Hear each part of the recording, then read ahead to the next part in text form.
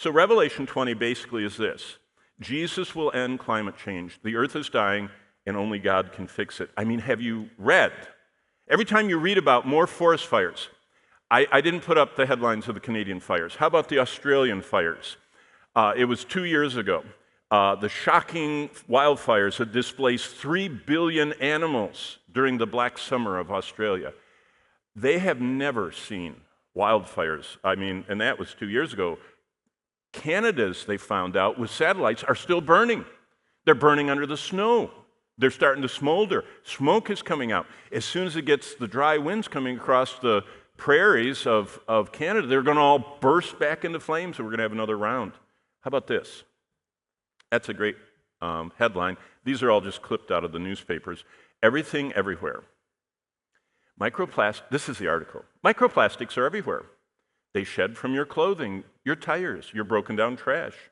They're produced in factories. The tiny pieces of plastic debris have been a subject of a number of grabby headlines of late, which proclaim they've infiltrated the farthest reaches of the ocean. By the way, when they did core samples on top of Mount Everest, one of the climbers up there, after he took his picture, and the frozen flag, they took core samples. They found that on the highest spot of mountains on Earth, microplastics are just layered down through the snow. Everywhere, the top of the Andes, the top of the Himalayas, the top of the Rockies, the top of every mountain range. Microplastics. They're in Antarctica, they're in the air we breathe, and guess what? Last year, a doctor was taking a blood draw, looked at it in a microscope, and there were nanoparticles of plastic. Now, we knew what you're breathing in, if it's small enough, through the blood oxygen exchange that goes on in your respiration in your lungs, we knew theoretically plastic would transfer. It's not theoretical anymore. All of us, all blood samples that they are starting to take in the major hospitals are starting to show a higher and higher and higher percentage of nanoparticles of plastic in our blood. Well, this is from the Belgian paper, the Brussels Times. PFOSs and PFOAs are found in soil samples, but not in water or vegetables. Wasn't that a comforting headline? And it said these are the forever chemicals, that make, the wash and wear, non-wrinkle clothing, raincoats repel water, so our shoes don't absorb water, all that stuff. That's all around us everywhere. It's on the paper that you get at fast food. It's on the containers that food is packaged in. It's just everywhere. It's one of the most common chemicals. It's very even used for putting out fires, and they just spray it liberally anytime there's any fire, all these forest fires.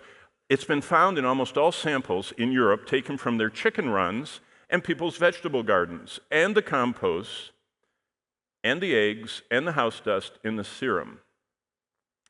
But it's not in the water or the vegetables. Yet. Okay. But now, the British hired a motorhome. See, this is the UK Guardian. And they went all through the United States and took samples of water at restaurants, at diners, at McDonald's. They asked for a cup of water. At Starbucks, they asked for a cup of water. And they ran with their cup of water out to their motorhome. And it was a mobile lab. And this is what they wrote. We sampled tap water across the U.S. and found arsenic, lead, and toxic chemicals. A 9-month motorhome journey by The Guardian and Consumer Reports found alarming levels of forever chemicals, arsenic and lead, in samples taken across the U.S. That was in 2021.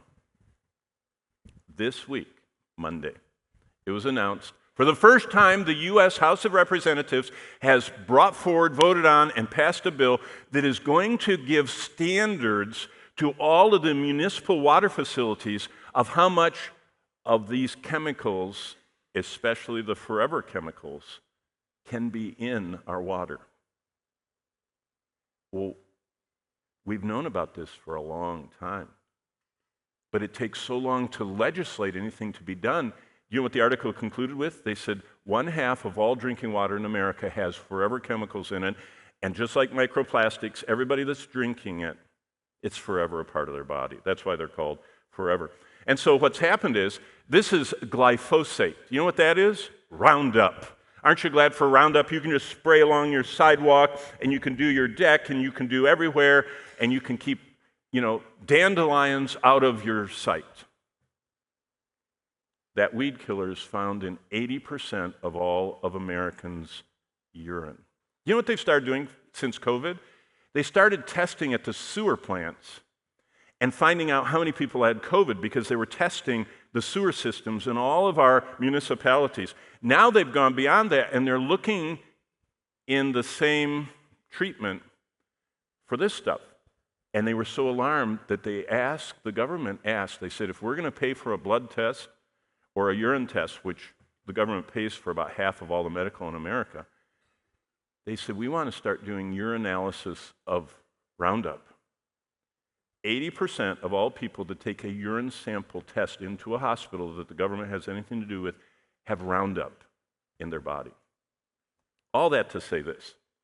Good news. Paradise is coming to earth. That's the first 6 chapters. And God long promised that earth would return to kind of like the Garden of Eden-like conditions, just like it was at the beginning.